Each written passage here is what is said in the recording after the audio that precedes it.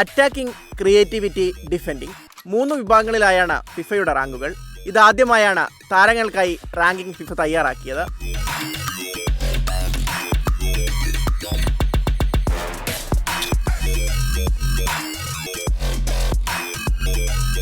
മൂന്ന് ഗോളുകൾ, ലോകകപ്പിലെ ആദ്യ ഹാട്രിക്. മിശിഹ ലിയോണൽ മെസ്സി തന്നെയാണ് അറ്റാക്കിംഗ് റാങ്കിങ്ങിൽ ഒന്നാമത്. അൾജീരിയക്കെതിരെ പുറത്തെടുത്ത തകർപ്പൻ പ്രകടനമാണ് അർജന്റീൻ ക്യാപ്റ്റനെ ലിസ്റ്റിൽ ഒന്നാമതെത്തിച്ചത്. ഖത്തർ ലോകകപ്പിലെ മികച്ച താരത്തിനുള്ള ഗോൾഡൻ ബോൾ സ്വന്തമാക്കിയ മെസ്സി ഇത്തവണയും തകർപ്പൻ ഫോമിലാണ്. ന്യൂസിലൻഡിന്റെ എലിജ ജസ്റ്റാണ് 2ാം സ്ഥാനത്ത്. ഇറാനെതിരെ ഇരട്ട ഗോൾ നേടിയ പ്രകടനമാണ് ജസ്റ്റിനെ രണ്ടാമതെത്തിച്ചത്. ഖത്തർ ലോകകപ്പിലെ ടോപ്പ് സ്കോറർ ഫ്രാൻസിന്റെ കിലിയൻ എംബാപ്പയാണ് 3ാമത്.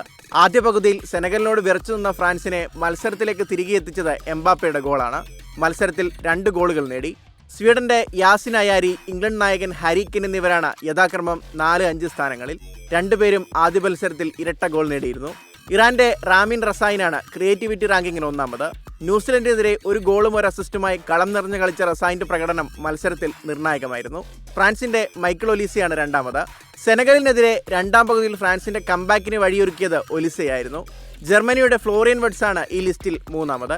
പ്രതിരോധ റാങ്കിങ്ങിൽ കാനഡയുടെ ഡെറിക് കൊർണേലിയസ് ആണ് 1ാമത്. ബോസ്നിയയുടെ താരങ്ങളായ നിക്കോള കാറ്റിച്ച്, താരിഖ് മുഹറമോവിച്ച് എന്നിവരാണ് 2ഉം 3ഉം സ്ഥാനത്ത്.